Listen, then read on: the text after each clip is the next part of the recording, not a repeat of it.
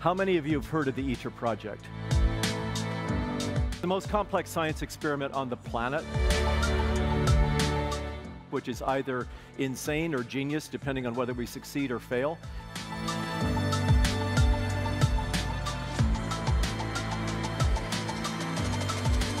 It's huge.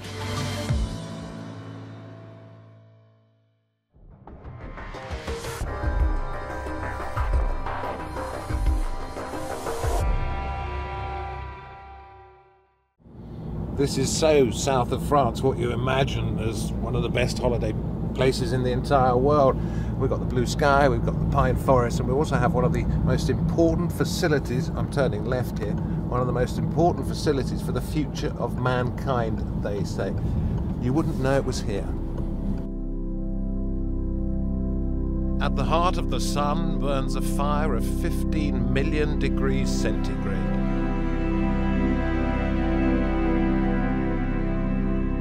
Nothing can compare, except perhaps in places such as this one day, where the target is 10 times that temperature and limitless clean energy. And we've been told it's very unusual. We are privileged to be allowed in here. Very few members of the public get this opportunity.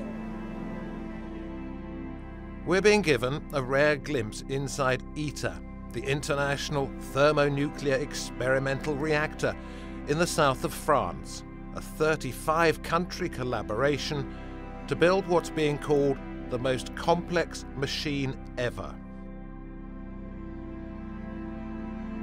To achieve fusion in what is known as a tokamak, two types of hydrogen, deuterium and tritium, have to be superheated in order to bond together and make helium.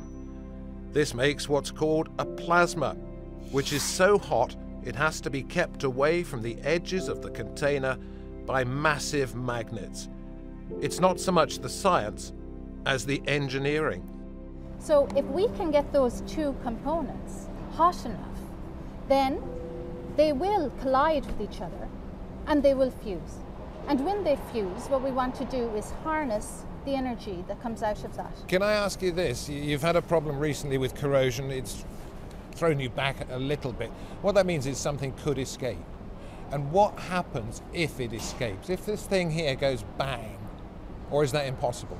So this is the difference in nuclear fusion to nuclear fission. In nuclear fission, when you are fizzing apart particles, the product is radioactive. And then you fizzle apart that one, and it's a chain reaction, right? You have to control the whole thing, because it goes out of control, it can still continue on like a chain reaction, and it's dangerous. Why can't that happen here, though? It can't happen here, because what you do here is you have to put in the gas to allow the plasma to happen, and you have to continue pushing that gas in.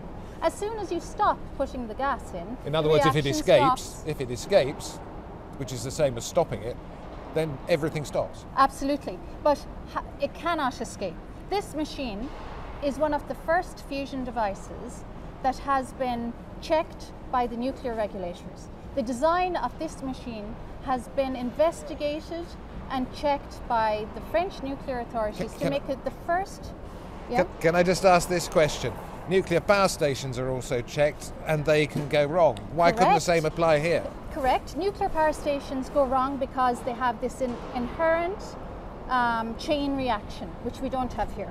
But secondly, after Fukushima, there were a lot more controls brought in to how power stations have to be built. And this fusion machine is an experimental machine, and it has undergone all of the new requirements that they have put in place since Fukushima. Okay. We're now at the lowest level possible. What you're seeing over here is the base of the tokamak itself. I'm going to go over here. This is it. This is the tokamak. Behind that, when it all goes according to plan, they hope it will be 150 million degrees centigrade. Where I'm standing right now is going to be minus 269 degrees centigrade. That's because the air here has to be so cool to make the magnets in there work properly. It is absolutely extraordinary. to be standing next to, able to touch this machine that will replicate, indeed replicate so many times over what is happening in the sun itself. The question arises that if this is to benefit us all, will there be some who benefit more than others by commercial exploitation? How many of you have heard of the ITER project? All right. It's the most complex science experiment on the planet, which is either insane or genius, depending on whether we succeed or fail. Laban Koblenz was excommunicated from his religious community after joining the US Navy. The first time he came close to nuclear weapons was when he slept on a submarine with one under his bunk. He's on the side of one benefits, all benefit. So now if you go forward and you say, what happens after ITER? So the US in, I would say, late spring of 2022 said they were making a decadal, a 10-year commitment to bring a pilot plant fusion to the grid. The UK has its STEP program, and they say they're going to get there by 2040. China has had dates of 2035 or 2040 for their demo project, and now you have commercial machines that say they're going to get there even faster. So the question of who will get there, it's an open field, and the question will that, whoever makes it first, make the most money? Not necessarily. Why? Because the know-how is largely being shared globally. So if the first company or the first country gets to a commercial production facility, think about it. That's like getting a Model T Ford, right? What we want to get to is, I don't know, a BMW or a Tesla or the most advanced machines. So there will still be quite a lot of iteration of how to take what that first plant does and make it better and better and better. In the ITER canteen, we discover a melting pot. We already share experience between all over the world, so this experience will be very valuable for all people and the industry. So if experimental reactor is already done, so we have to produce something new, maybe demo reactor, and we will migrate. So I don't think that if everyone goes back to his country, we'll be competing. I don't think so. But I think we keep on helping each other in the long term, you know. We have this idea of it's a joint struggle, actually. It's a true, it's a challenge, and we couldn't just do anything without the others. So I do not think that people's mindset here would be to go for a competition when leaving the project itself. And moreover, I mean, human beings just tend to build bridges, and you know, networking is normal around here. It's huge. I sat down, suitably attired, in the ITER Assembly Hall to link up with Vincent Tang of the US National Ignition Facility. It has been said, perhaps very unkindly, that what happened at your laboratory has been exaggerated. The importance of it has been over-exaggerated, if you like. Do you accept that people are making more of it, not necessarily with your encouragement, making more of it than they should do or need to? I'm obviously biased in terms of being a fusion scientist and my excitement for this moment, right? But I think if you look at it objectively, and you know, I go back to the beginning of our conversation here, you know, I think this is the first time we've been able to, you know, bring Starfire into a laboratory. And so from that point of view, it is an exceptional moment in our history and in science and physics, right? So from that point of view, I think it is something that we will look back at as really a moment in history, in human history. The international cooperation has been mentioned many times. Over now to Adam Charlton at one of ITER's partners in the UK.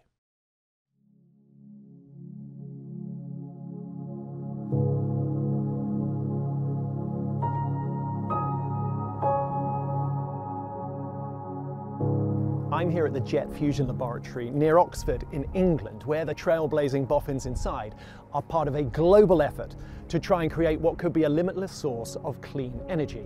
I want to know if it's worth all the time, the money and the resources being spent on this, but crucially whether or not they can crack the code in time to save our planet.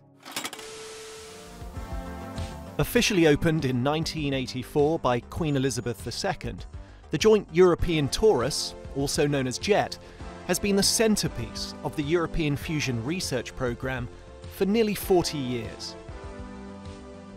Its scientific breakthroughs helped pave the way for the ITER project. And it's where scientists like Damien King, but JET itself has produced more fusion energy than anywhere else in the world, are creating the blueprint for the power plants of the future. Do you think fusion energy is vital to the survival of our planet? I think in the long term, absolutely. I think that the mix of energy that we need will likely include fusion. There is an element that it is a gamble, but it's a gamble worth taking.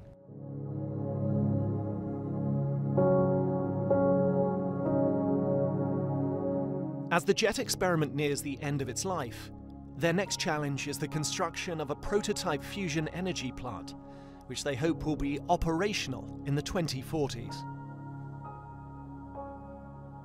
Okay, I want to take you now inside one of JET's oldest but still operational control rooms. This dates way back 40 years to when the Queen first opened this entire ambitious project. Give you a sense of some of the technology they're still using but about to renew. Still got our VHS player here. I remember those, so I've aged myself there. Some big, chunky computers. This is the past. Where are they headed next? Luckily, I have Professor Mike Gawley with me here to tell us all about the history of this place and the next stage for this project. Mike, good to see you. Good to see you. First of all, start with this incredible time capsule of a logbook, which really gives us a glimpse into how it used to be done and where it's going next. Absolutely. So we're here at one of the controlling centres for JET, injecting the power into the system. And this is the original logbook from 1983, back where we're showing Polaroid stuck into a logbook, giving you the data and the information that's spread out. It's a privilege to look at this old data. Fusion is probably the hardest scientific and technological challenge we're ever going to try and solve as humanity. This will be one of, if not the most complicated device ever created. And that's wonderful for me, because it pushes human innovation. It pushes what we're trying to learn and develop. It makes us better as a species, if you ask me. And while we don't know that we are 100% going to solve it, we have firm evidence that we can get there. And devices like this and JET are the backbone on which we're building that knowledge. Fusion energy is already here. The real challenge is how to turn it from science experiment into commercially available fuel. So this is the thing, people ask, when will fusion be a reality? And fusion is a reality. Fusion happens in the reactor behind us many times a day. The question here is then, how do you make it efficient enough so that it is a commercial possibility? Not everyone is sold on fusion energy. Just ask billionaire businessman Elon Musk. Why bother creating fusion on Earth when we have a gigantic fusion reactor in the sky that just works with zero maintenance?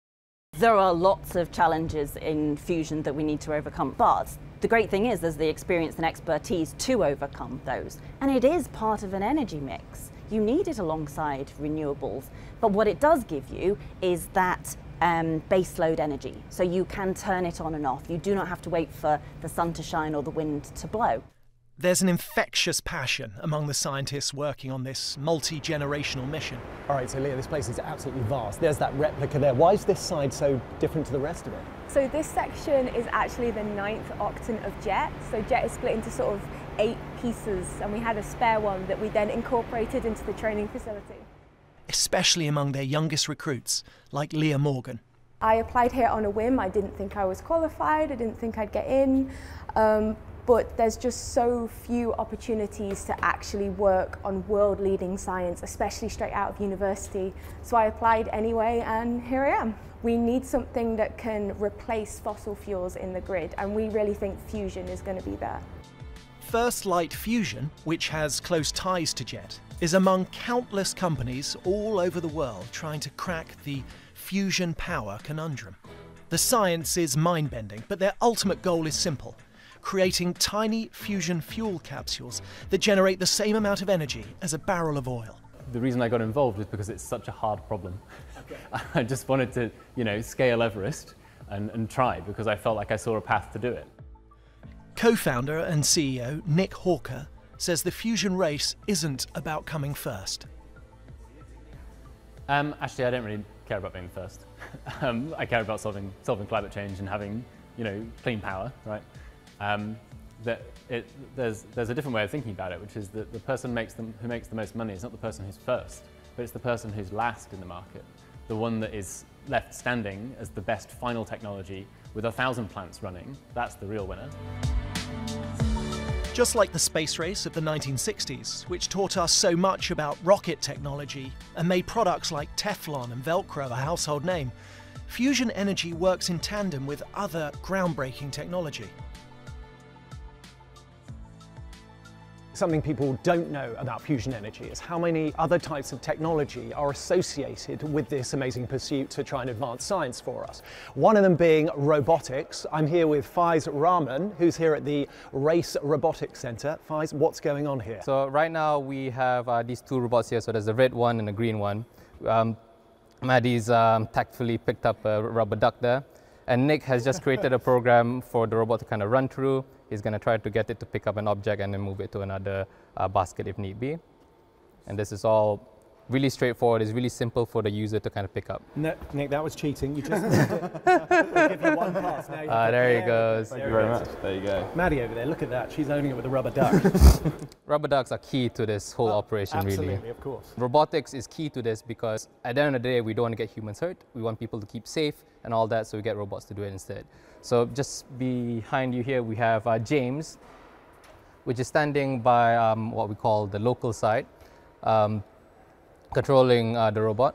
And every motion that he does on the manipulator, well, on this arm specifically, is replicated on the robot arm itself. Gotcha. And aside from very supple wrists, what sort of other qualifications do you need? How long do you have to train to be able to operate something like this? So James here is a bit of a professional when it comes to operating. He's been doing this for years and has thousands upon thousands of hours to actually work well within these environments. So it's quite easy to pick up, but it's really hard to get really good at it.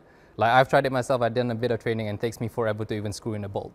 Like something that is so simple as screwing in a bolt should be straightforward to a person, but if you're trying to do it through a robot, where suddenly you're really far away, you can only rely on cameras and you have to rely on the haptic feedback, the feel of the robot, then suddenly it's a lot harder.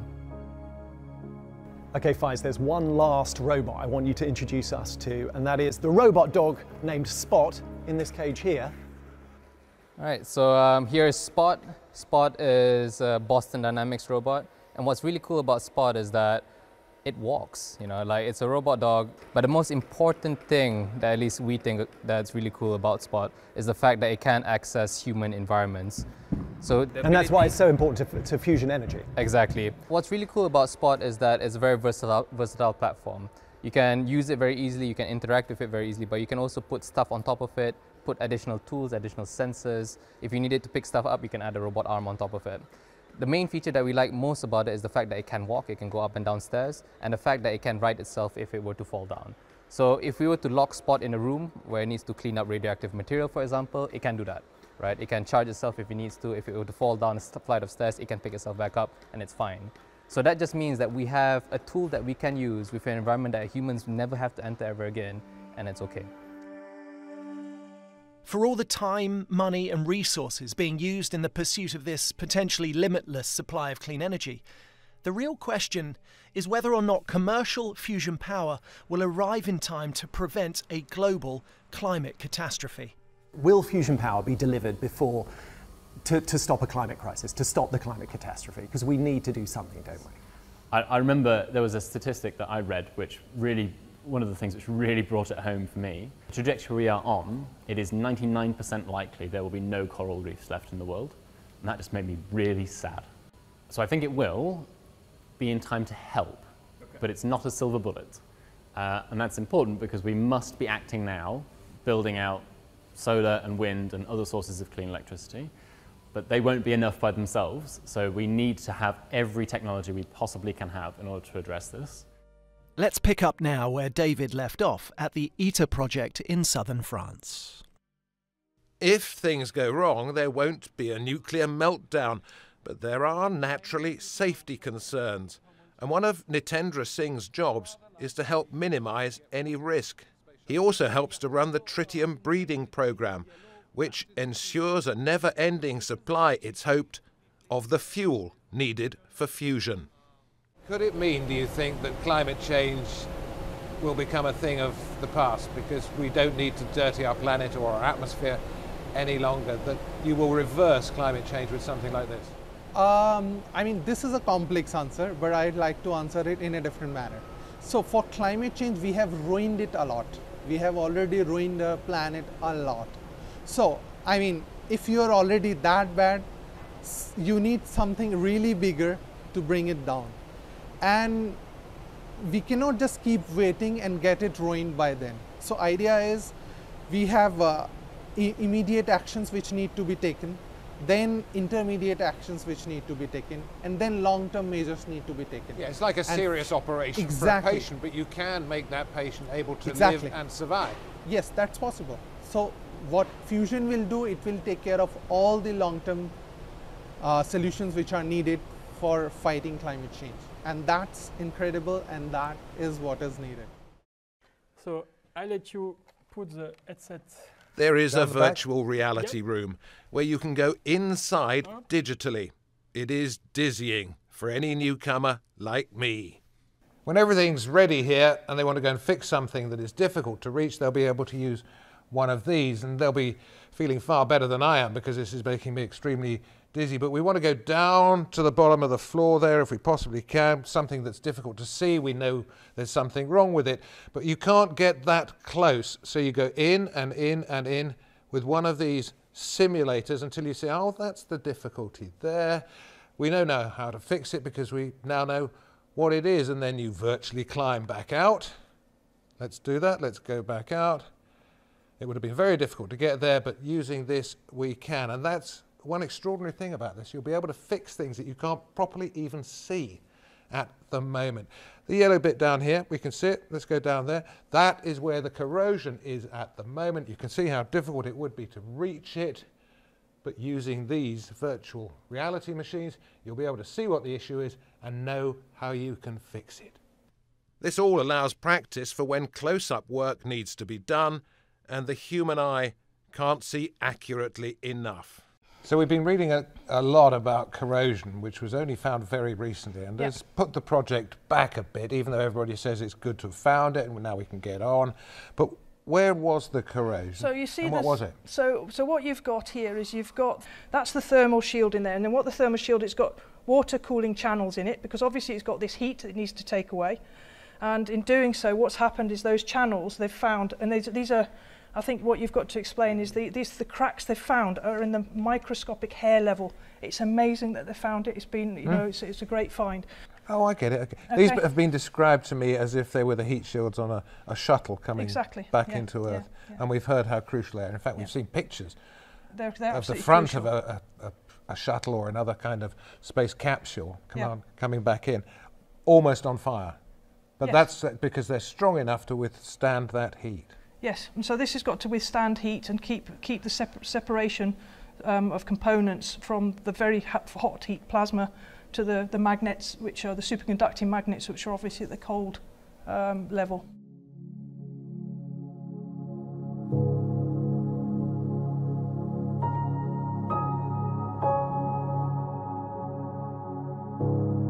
The timescale is impossible to predict. Many of those at ITER know they won't be here any longer if and when you can plug in your kettle and know that the power comes from something such as this.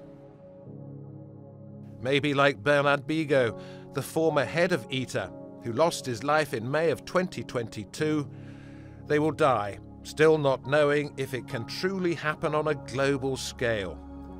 But they are all determined to do their very best to make it a reality that could actually change the way we all live and in what shape we leave our planet.